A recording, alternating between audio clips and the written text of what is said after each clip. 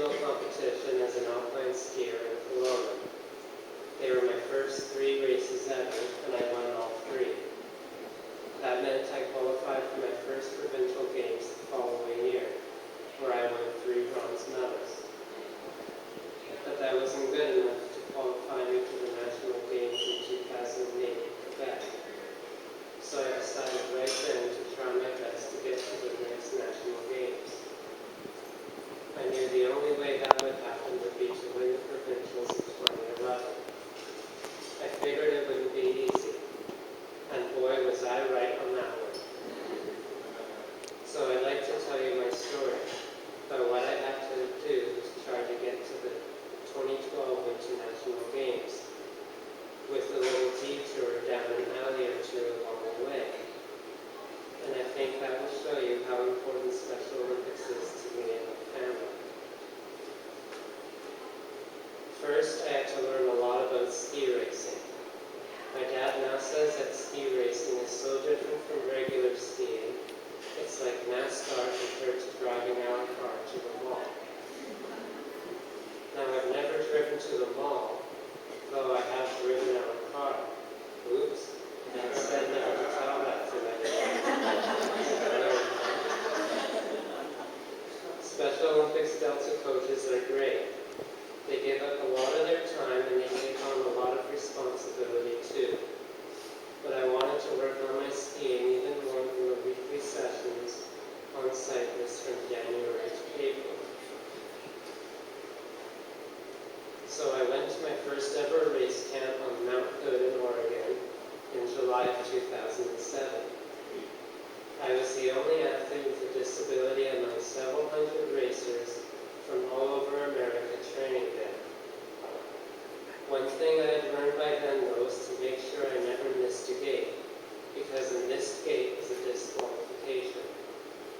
So there I was with hundreds of other racers, and I looked down the race course, and I saw what I'm sure were thousands of gates, and I had no idea at all as to where I should go. I was so scared about missing a gate, I was actually crying a bit on the chair back up the hill.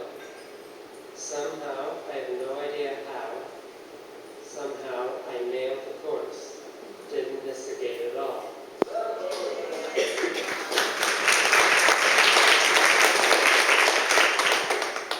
My dad was impressed and so proud that now he was the one who was crying. He told me not to tell you that too. Sorry, Dad. He told me between tears that I had the heart of a champion. Okay, Dad, sure, whatever. I had learned a lot that week. One thing I learned is that ski racing is really made up of several hours of schlepping your gear from one place to another every day. I told my dad that I wasn't a ski racer. I was a baggage handler. I also trained at Whistler a lot. I was the first athlete with a disability to train with Whistler Mountain Ski Club. I've raced in the Cockney Race Series, and some of those races were on the Olympic downhill run. Cockney gives us a free beer after each race. Not to tell you that.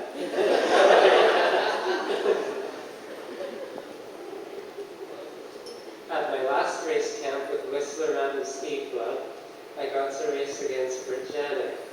She had just retired from the Canadian team after competing at the Olympics. In case you're wondering, yes, she beat me.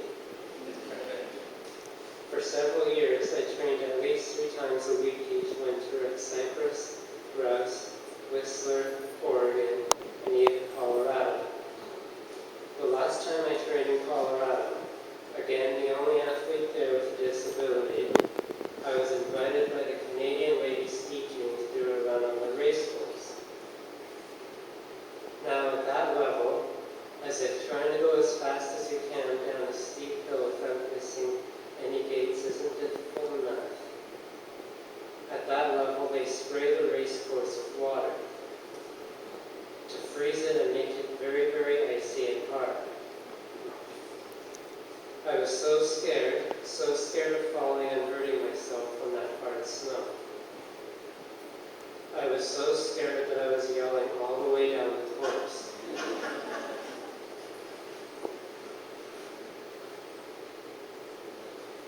I was yelling a word that my dad said not to tell you.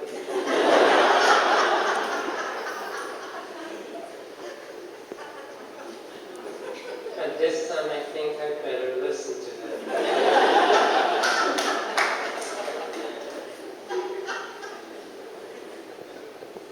So I worked pretty hard for 4 years, over 60 times on the snow each winter, while going to school or working at Canada Safeway in Tawasin. I also did some weight training once a week, with some basketball, softball, and even a bit of bowling in there too. So in March of 2011, I finally got my chance. I was at the Provincial Winter Games again in Kelowna. I knew I had to win my 3 races if all my hard work was going to pay off with a trip to Jasper, Alberta for the Nationals in 2012. The Nationals would be my chance to qualify for the World Games in Korea in 2013. That's how the 4-year cycle works. 1 major competition each year. In alpine skiing, you pretty much need to win to get to the next level.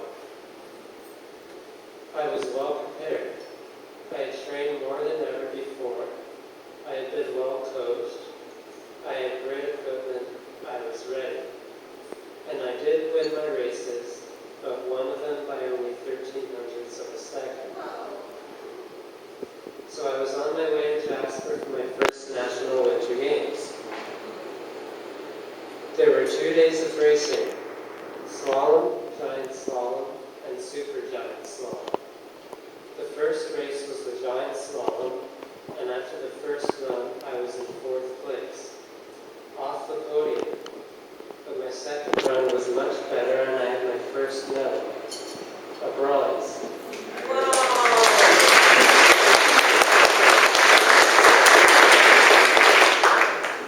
Then the Super G and another bronze.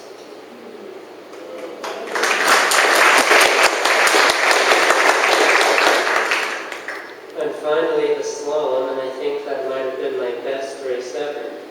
Bronze number 3.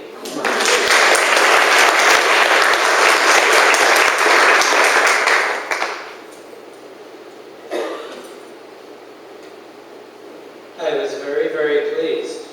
I had set myself the goal of being on the podium at my first National Winter Games, and I had succeeded.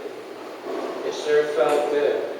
I had put a plan in place, worked hard on the plan for several years, and there I stood, on the podium. But as things turned out, Team Canada chose only the gold and silver medalists to go to Korea next year. Oh well, there's always Austria in 2017.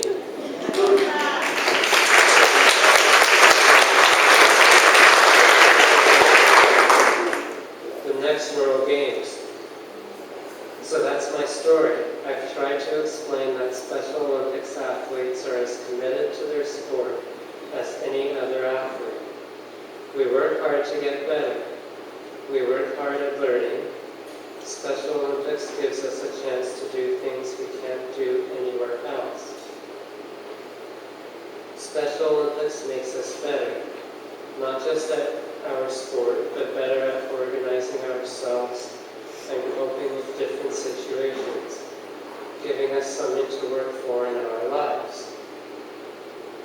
We get to make friends, we travel, we get to win, and we get to lose.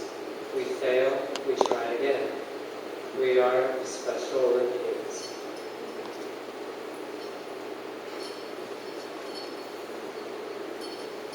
Oh, I almost forgot about these.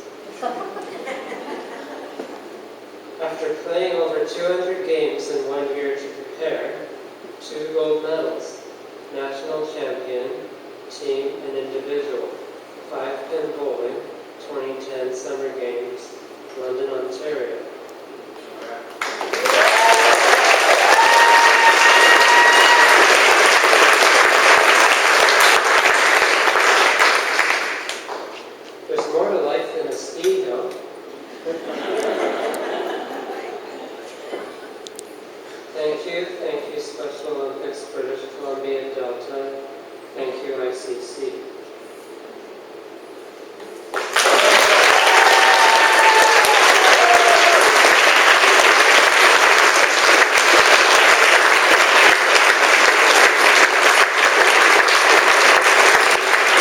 stay here for a second.